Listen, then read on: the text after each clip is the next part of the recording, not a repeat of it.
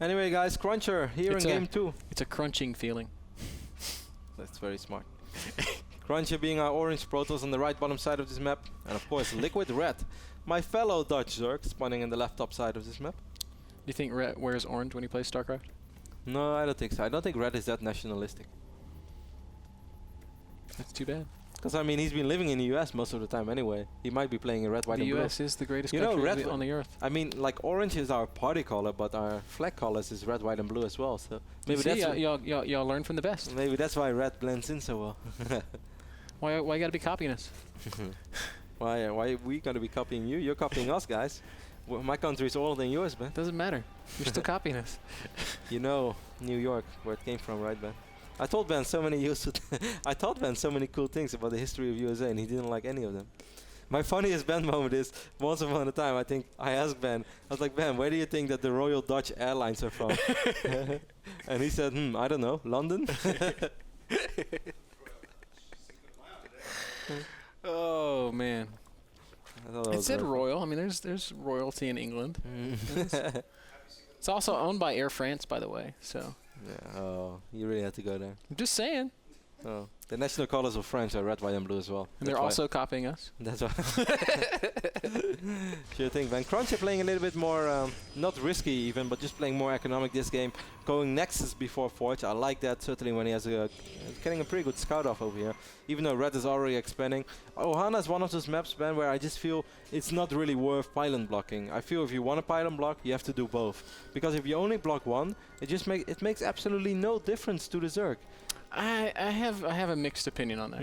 No. What is the opinion about you? What do you possibly get from blocking this while Zerg's just expanding over here? And other way, they would have done the same anyway, just in a different order. Because I think it's so hard to get creep to the third base, and I think like a Void Ray and a couple of Zealots can really apply a lot of pressure to that third base. But you shouldn't forget that now he's gonna have creep threat earlier from here, so it's actually gonna be easier to connect. Yeah, but he still has to go through the rocks. Like a Queen, he's not going to connect the long way around for Queens before a Void Ray can get there. Yeah, but that makes no difference, because normally you play against 3 bases anyway. This only allows to be that third base to be up way quicker. Don't you agree with that? Because normally when the Void Ray you're right. You're definitely right about that. I don't know. I think if you want to do it here, you have to do both. But that's just my opinion. But I mean, I feel like putting down 2 pylons is a waste anyway. I think that's too much. But at least then you're delaying something, because right now... You're delaying everything. You're delaying him and you're delaying yourself. Yeah, but that might be a phase of the game where you feel comfortable. If you practice that a lot, you're going to feel more comfortable in a weird environment. Don't you feel like if you put down 2 pylons, that 6 lings are just going to run into your base and kill you? No, because then you get to put cannon here as well, if that happens. I mean, sure, then your Nexus is even more delayed, but if he runs 6 pylons across the map, that also means that your 2 pylons are going to be there forever. Wow, 6 running pylons. That sounds smart. Did I say 6 running pylons? Well, 6 circlings. Well, I would be afraid if 6 pylons running like this. Like Try to stop 4-gate now. Man, that's unfair. Pylons crush 4 shooters as well. Yeah, like pylons have those little 4 things that like go around them. Imagine if they could just plant and turn into legs and it walks like a spine crawler. Except I feel like a pylon would be faster than a spine crawler because they're robotic legs. I just thought straight away of like those back in the days. You had those Red Alert, you had those missile turrets, like those really useful tanks. I mean useless tanks, but they actually did give detection. So it was kind of like, I don't know, like to my feeling that's kind of like a pylon on the back of a truck that you can transfer around. So it's basically like a warp prism that can fly. Hey, my race is pretty good. You have a warp prism? It'd be really cool if there was like a pylon truck, though. I would love to see that. Yeah, it's just like a regular Terran truck with the pylon in the back. Yeah, that's so awesome. What's wrong with that? I want this unit for Heart of the Swarm, or whatever the Protoss expansion is going to be called. What is it going to be called? Legacy of the Void? That is correct. The Legacy of the Void. Bam. I'm excited for that, man. Finally, Protoss is going to get some real units. We're playing a more standard Zerg. Well, I say a more standard Zerg style. He's gone up to about 4 gates. Ret? CrunCher? Yeah.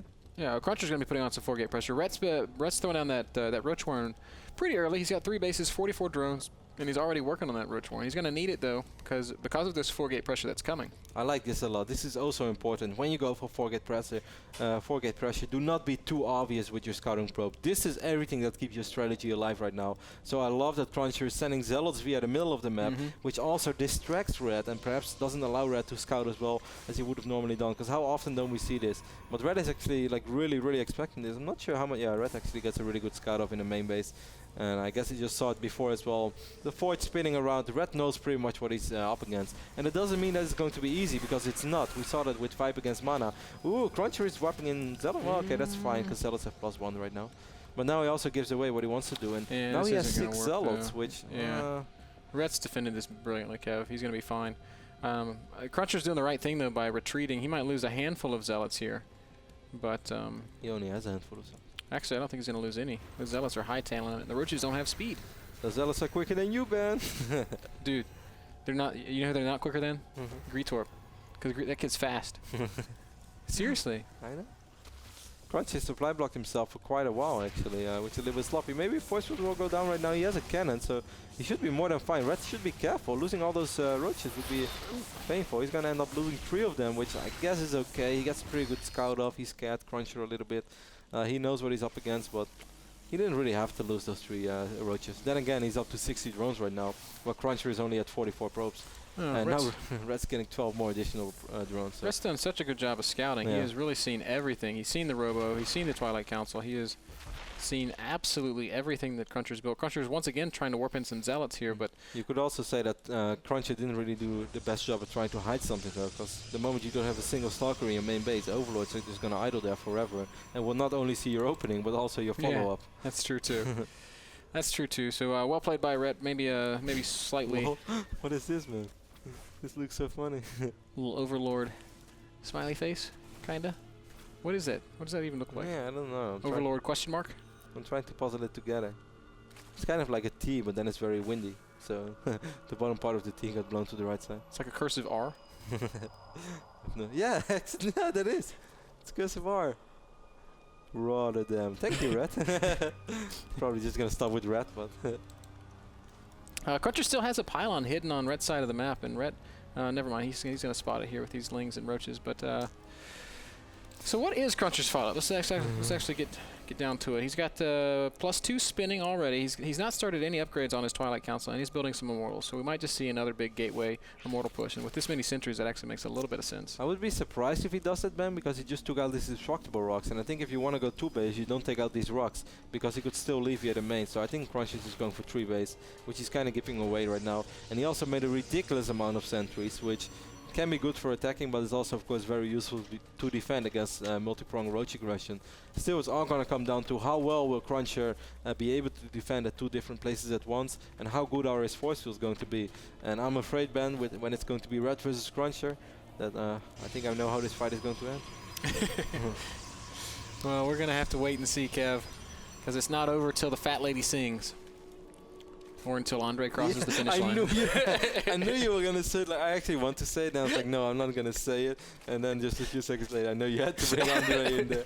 You're so upset. I'm so angry, man. I really did not expect him to be faster than me.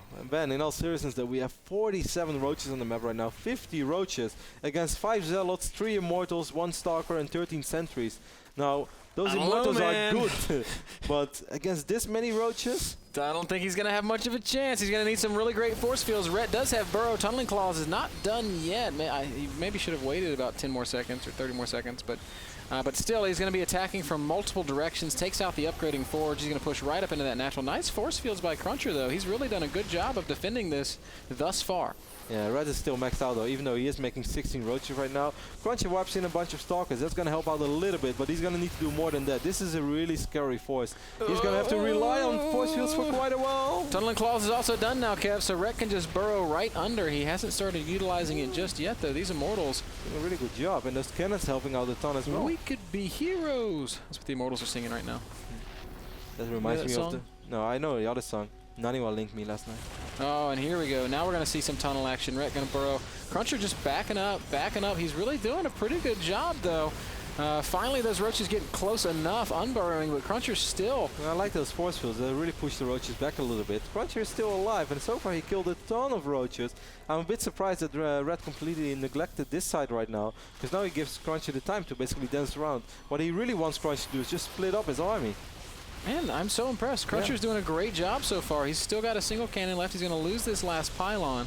But Immortals and Sentries are freaking good against Roaches, Kev. But look at the minimap, though. CrunCher, Red is not done yet. Good force fields once more by CrunCher. No detection, though, without the pylon there. A little bit And still, Rhett's maxed. And the thing is, like, he can afford to trade like this. And for quite a while. Yeah, and if he gets up under those sentries just one time, this game's going to end.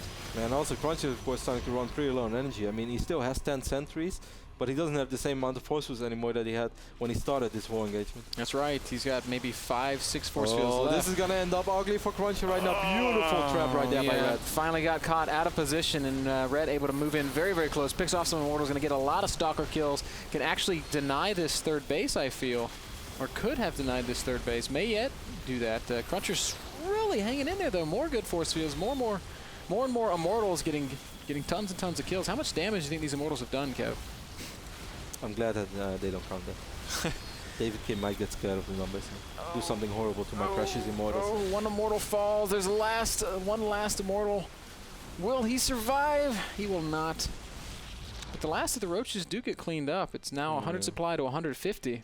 The big problem is that CrunCher's army is really thinning out. Let's take a look at the unit counter tab right now. He has 11 Stalkers. That's more than he ever had, and 1 Immortal. But if Red is just going to wait one more time and gets more Roaches and then goes for multi-prong, quite a few Roaches over here and then quite a few Roaches over here on the left side. He also knows that there are not that many forces anymore right now, so he's starting to be able to fight his army heads up, and we all know how good Roaches are then against Stalkers. Certainly when the Stalkers do not have Blink. No, they have Blink. I know, but I said if they don't. Oh, cool. Actually, I just saved myself. I did. I didn't think that he had Blink either, because CrunCher wasn't using it much. No, I haven't seen it since Blink. but he did finally throw down a Blink there at the last second. That's the only reason I realized it myself. There's the Blink micro coming out of CrunCher. And he's trying to make another valiant stand here, but Red just stays max, continues streaming down the map with Roaches, 10 Roaches in production. Whoa, offensive Blink. I'm still pretty impressed indeed by CrunCher, how long he's able to stay alive. I don't think many Protoss players would have been able to stay alive this long against Red, putting you under so much pressure. No, this is actually really a fight that Red shouldn't take anymore, with Blink being ready and CrunCher really optimizing. It's been 120 supply against 200 for the past 6 minutes. And Red, he finally puts down a Spire, so he's going to make a transition here. I would love to see Red at least take one more base, you know, just in case another one. Yeah, just in case that this Roach suppression doesn't work out anymore, and it doesn't really work out anymore right now. CrunCher has those Blink Stalkers. He doesn't have those cannons anymore. He lost a lot, but he never lost too much. He lost a lot, but he didn't lose more than Red. As resources lost tab shows that CrunCher traded pretty cost effectively. Of course, Red has been mining more for quite a while, but this third base hasn't been up for quite a while from CrunCher, and I'm impressed by the way that he handled that. Even though I did a few times, I felt that Red neglected this a bit too much, when actually it would have been really tough for CrunCher to fight at 2 spots, then he didn't do it. And when it was a little bit easier for CrunCher, because Red made it more obvious, or made the group too small, only then Red did it. But still, really good defense by CrunCher. Very impressive. Yeah, I agree with you, Kev, and he's going to just continue to tech up. Red's got his Spire finishing, and it looks like he wants to make a Muta switch, and I don't mind a Muta switch, but I'm not sure that it's going to work. This is a scary army from CrunCher to deal with pure Roaches. Yeah, and here we are, another big fight. Stalker's blinking back, Force Field's going down. Zerglings help a lot. Yeah, they help out so much right now. That's also going to leave these Immortals a little bit too exposed. Maybe CrunCher got over-eager after all. Beautiful Roach movement by Red. Oh, CrunCher finding himself a little bit too far forward. The Ling is making that Roach army so much more scary. He defended so extremely well for such a long time, and now just moved out a little bit too early, despite that army looking also scary. But the moment all those Links arrive, it's just a whole different engagement. And with these Roaches hammering away at the Stalker count, the Muta switch is going to be much, much stronger than it would have been previously. 86 supply remains for CrunCher against 160 of Ret's. But now CrunCher's got to spread this very thin army out across 3 bases, and Ret can just attack wherever he wants. Oh, I really love Ret's Roach movement in those big battles. You see it like they fight all the time, but the moment the cooldown is on most of the attack with the Roaches, he moves straight away, and he really wants to get in the thick of things, and that's so extremely important. You want to get close to those Immortals, and certainly when all those Zerglings are engaging, that kind of forces the Stalkers to blink back much quicker, because they're taking more damage, and then those Immortals were so exposed. Now things get really hard. Muta's in the main base. Roaches and Zerglings coming into the third base. What can you do, Ret? Or what can you do, CrunCher, I should say. Ret can do whatever the hell he pleases at this point in the game. 108 supply against 100, and he's attacking at 3 locations right now. CrunCher has really shown a much better game today than we've seen out of him in previous weeks, so we're seeing some development from the American Protoss player. The former Warcraft 3 player. Ret, of course. Ret's still one of the best in the world, and exerting himself here. Again, CrunCher's going to push forward, but again, it's 100 supply difference between these 2 armies. Yeah, now all those Zerglings coming in once more. Zerglings are so effective against those Blink Stalkers. forces them to blink much quicker and also forces them to not really be able to run away, because then those Zerglings are going to get so many free hits off. CrunCher calls GG, and Red takes this series 2-0, but I would be lying if I said it was super convincingly, even though of course Red looks strong and he looked like the better player overall. I think CrunCher put up a really good fight, and I think he can be more pleased with this best of 3 than the previous ones that he played. I agree with you. Like game 1, CrunCher, you know, he was winning. He was in a winnable spot, and we'll call it a bad decision to take a third versus trying to end the game there. Game 2, wow, he really defended exceptionally for a long time, and I think he just pushed a little too soon. I'm not really sure how to break that down, but just as soon as he moved out, Rhett caught him in the perfect spot, and with Roaches and Lings together. Yeah. I mean, that army, I think if he would have known there were so many Zerglings on the map, there's no way that he would have moved out. But if he's like, oh, that's a Roach army only, sure, I still have a lot of Blink Stalkers, because you could already see when Red still tried to put on some pressure, Red already started to back off, because he's like, oh no, I know how these fights are going to end. Every single time I'm almost going to kill a Stalker, Stalkers are going to blink back, and I'm going to lose more and more Roaches, and then when I retreat, the Stalkers are going to blink on top of me. So in that way I can understand that CrunCher wanted to move out. But yeah, he was doing so well. Like, he was at 140 supply right now. If he would have waited to 165, 175, I don't think that much would have been that any army of Red in that phase of the game would have been able to hurt him. Yeah, it was tough. It was really tough. I was impressed with CrunCher's play today, though. I can definitely say that.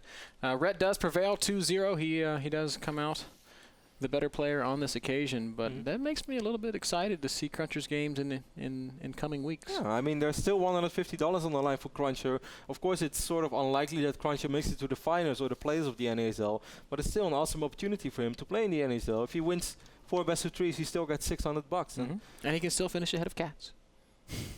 Well, yeah. Well, Cats is coming back, Ben. I have heard that he found a PC in Peru, and he's ready for action.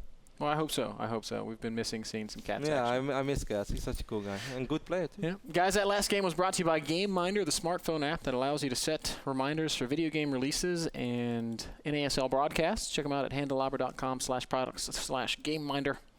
Last week, I was after a broadcast browsing Team Liquid, and I saw somebody saying, "Hey, thanks NASL for telling me about GameMinder. It's a really handy app." Really? Yeah. That's I was awesome. like, wow. That's awesome. That's one happy customer. I'm not smart enough yet for a smartphone, Ben, but one day when I feel that I'm smart enough, I'll get one. I really like mine. I bought a Samsung Infuse, and nice advertisement. yes, Samsung. Samsung, are you watching? Are you watching?